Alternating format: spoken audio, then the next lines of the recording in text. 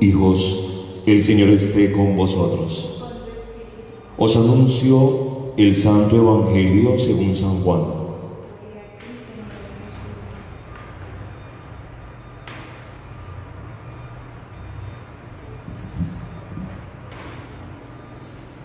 En la última cena, levantando los ojos al cielo, dijo Jesús: Padre Santo, no ruego solamente por mis discípulos, sino también por los que, gracias a su palabra, crean en mí. Que todos sean uno, como tú, Padre, estás en mí y yo en ti. Que también ellos estén en nosotros, para que el mundo crea que tú me enviaste. Yo les he dado la gloria que me diste, para que sean uno como nosotros somos uno, yo en ellos y tú en mí, para que lleguen a la unidad perfecta y el mundo sepa que tú me enviaste y que los amaste a ellos como me amaste a mí. Padre, quiero que los que me confiaste estén conmigo donde yo esté, para que contemplen mi gloria, la gloria que me has dado, porque me amas desde antes de la creación del mundo. Padre justo, aunque el mundo no te conoció, yo sí te conocí, y ellos reconocieron que tú me enviaste. Les di a conocer tu nombre y se lo seguiré dando a conocer, para que, estando yo en ellos, permanezcan en ellos también el amor con que tú me amaste. Palabra del Señor.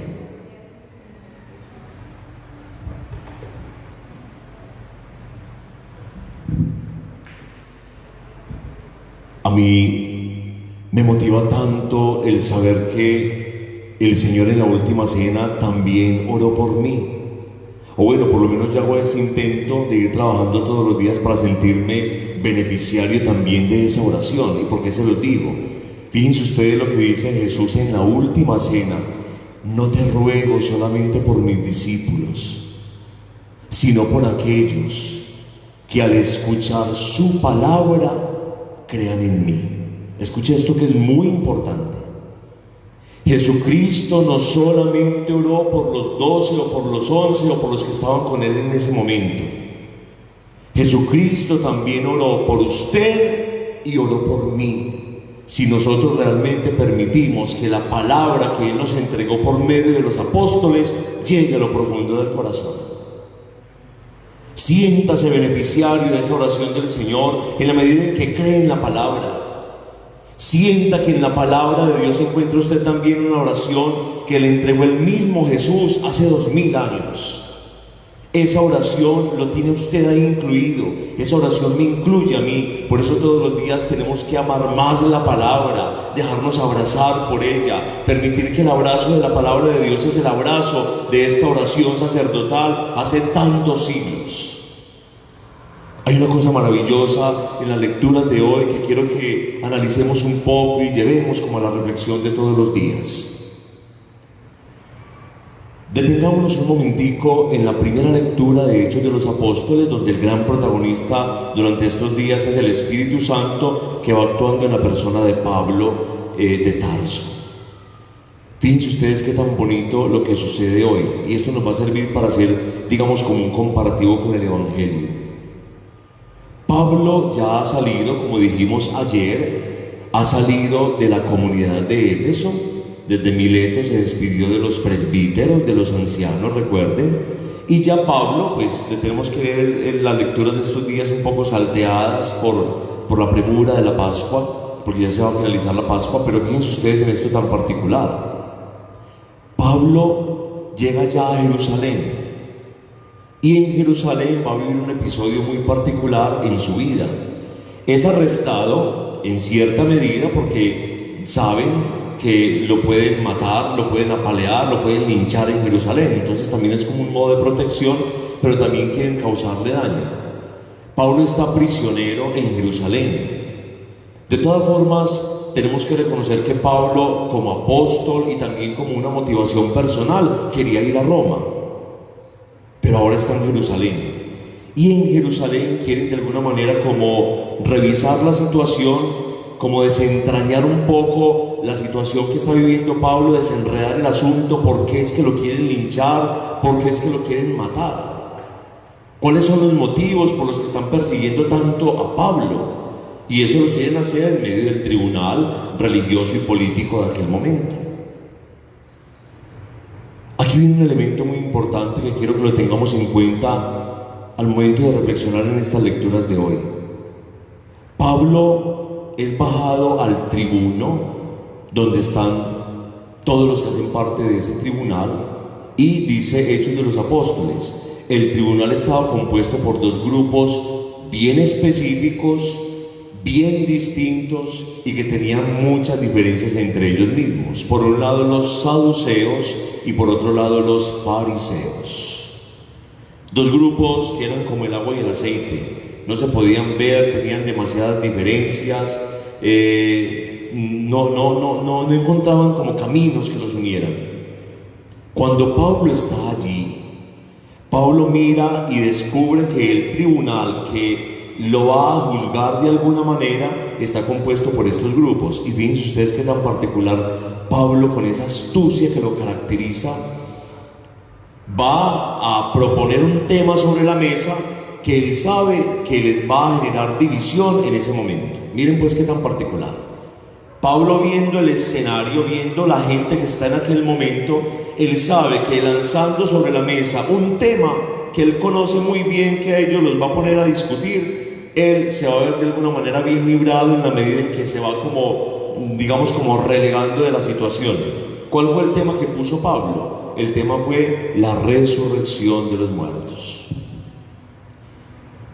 El tema de la resurrección. Por eso me están acusando. Y Pablo les advierte: yo soy fariseo y creo en la resurrección. ¿Qué pasa? Que los saduceos, que era el otro grupo que estaba ahí, no creían en la resurrección. Entonces, claro, se levantan contra aquella situación, y los fariseos que están ahí, que sí creen, también se ven como atacados, y empieza la trifulca entre esos dos grupos, saduceos y fariseos. Y empezaban a pelear entre ellos a tal punto que se les fue olvidando la figura de Pablo. Pablo fue muy astuto. A mí me parece increíble Pablo con la astucia que procede para poder llevar como la bandera del evangelio en alto. Y esto es malo, no, hijos. Todo lo que puedas hacer, trabajar con astucia para que la bandera del evangelio salga a flote, hazlo. Camina con astucia por la vida para que prevalezca el bien. Todo lo que puedas hacer para que el bien prevalezca, bienvenido sea. Eso lo enseña el mismo Jesús. Recuerden ustedes Mateo 10:16. Los envío como corderos en medio de lobos. Sean pues mansos como las palomas, pero astutos como las serpientes. Lo enseñó el mismo Jesús. Nos enseñó a caminar por esta vida con astucia, con tal de defender la palabra y el evangelio. Haz lo que puedas hacer, con tal de que a flote salga el bien. Haz lo que puedas hacer, con tal de que las cosas sean para el bien del hermano, para el bien de la humanidad y para tu propia salvación. Haz lo que tengas que hacer, como lo hacían los grandes profetas en el antiguo. Se paraban en la mitad de la plaza pública y gritaban y se rasgaban las vestiduras y pronunciaban el nombre de Dios a costa de su propia muerte. Casi todos los profetas murieron como sacrificados, como verdadero testimonio de Dios en este mundo. Y Pablo no es menos apóstol y menos profeta que ellos. Por eso se las va a ingeniar para poder salir como adelante en esa situación. Pero recuerden que él tiene una motivación, y es ir a Roma. Y por eso no lo leímos hoy, pero por eso Pablo va a pedirle al César que como ciudadano romano sea juzgado en Roma. Pablo quiere ir a Roma. Claro que en esta ida a Roma, efectivamente, Pablo va a morir. Pero Pablo tiene ese deseo de ir allá, como apóstol, y es un deseo personal. Ustedes dirán, padre, ¿y eso? Bueno, ¿y eso como que para qué nos sirve a nosotros? Nos sirve demasiado, hijos, porque también nosotros tenemos muchos momentos en los que tenemos que movernos con astucia para poder salvar la vida nuestra y la vida de los hermanos. Sin embargo, el telón de fondo de hoy es muy particular. Ustedes no notan que Pablo lo que hace es meter una chispa de división en medio de los fariseos que le habían cerrado el corazón a Cristo. Claro, Pablo lo que hace es poner como el dedo en la herida que divide, para hacernos entender, y él mismo lo entendió, que cuando hay división no se triunfa. Cuando hay división no vamos hacia el mismo objetivo. Cuando hay división cada uno quiere sacar la tajada para sí, la parte para sí, no le importa lo demás, no le importa el objetivo común, no le importa hacia dónde vamos dirigiendo la embarcación. A nadie le importa el punto de llegada cuando queremos coger tajada y meter chuzo en este trayecto que nos lleva hasta allá. No. Pablo reconoce eso. Si divido este tribunal, sé que voy a salir bien librado porque no van a llegar a su objetivo. Y lo mismo nos pasa a nosotros. Por eso tenemos que hacer vida la palabra de Jesús en la última cena, que fue lo que leímos hoy. ¿Cuál fue la expresión que más repetí yo hoy en este evangelio? Si ahorita lo pueden volver a leer o pueden volver a revisar este video. Padre, que todos sean uno. Esa es la gran encomienda de Jesucristo para su iglesia, que seamos uno. Si nos dividimos como los saduceos y los fariseos, no llegamos a ningún objetivo común.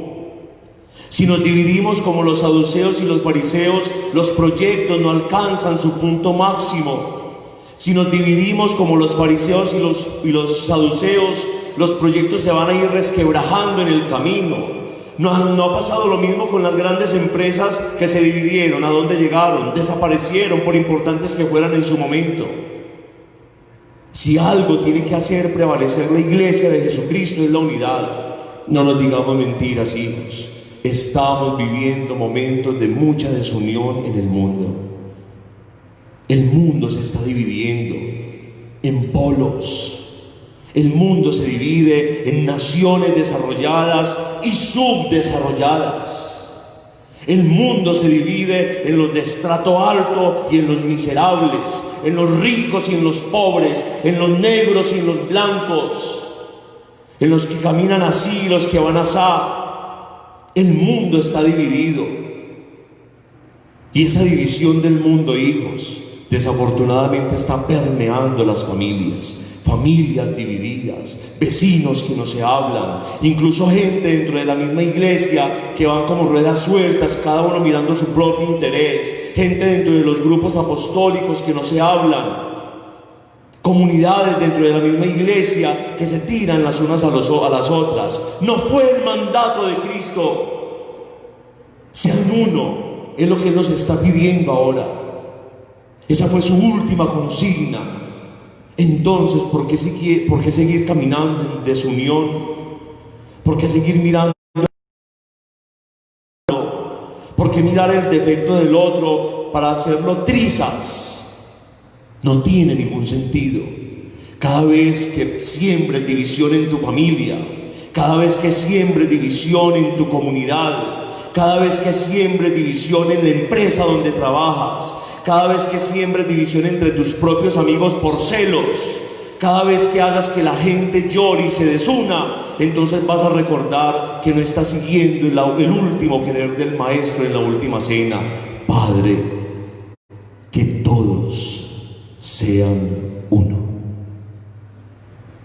Ahora, ¿cuál es el poder de la unidad? Unidad no quiere decir uniformidad, son dos cosas distintas. Unidad no es que todos pensemos de la misma manera, sería una cosa horrible.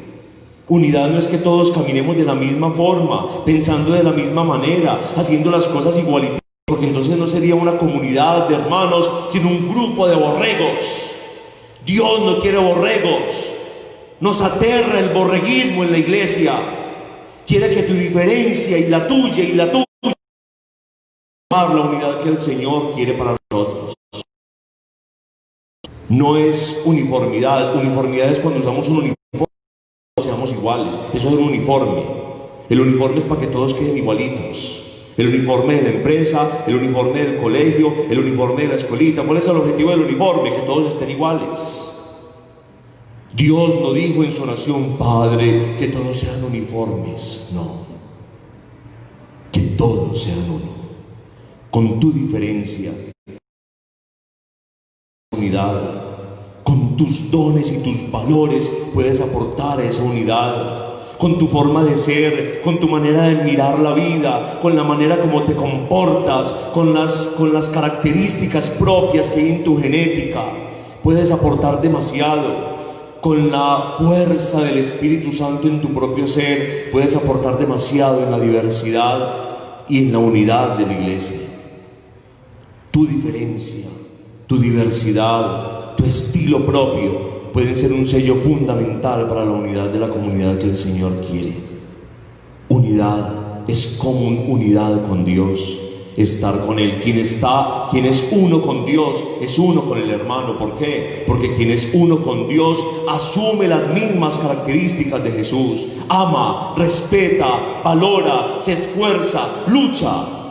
Por eso quien es uno con Dios necesariamente es uno con el hermano. Pero quien divide con el hermano, quien juzga y quien aplasta, quien está metiendo cizaña, quien siembra la semilla del odio, no me puede decir que es uno con Dios, porque así no es Dios. No se les olvide nunca eso. No nos invita el Señor a ser uniformes. Nos invita a la unidad en medio de la diferencia, del toque de cada uno, del sabor que cada uno tiene frente a la vida. Pablo lo entendió, Jesucristo nos lo mandó. Ustedes y yo también tenemos que hacer lo posible por hacer de nuestra iglesia una en el Señor. ¿Qué es entonces el amor que nos deja el Señor? Es un grupo de personas que se unen en una sola, sin dejar de ser ellas mismas. Nunca se le olvide esto. El amor de Dios, ¿cuál es? ¿En qué consiste? En un grupo de personas que se unen en una sola, sin dejar de ser ellas mismas. Yo con mis talentos, yo con mis errores y virtudes, yo con mis falencias y fracasos, pero también con todo el poder que me viene de lo alto, puedo aportar mucho en mi familia, en mi empresa, en mi comunidad, en mi lugar de estudio, en el lugar donde estoy. Yo puedo tener actitudes que unen o actitudes que dividen. Por eso muchas personas que odian, que hacen daño, que quieren el mal para los demás, tienen esta consigna: divide y vencerás. Amén.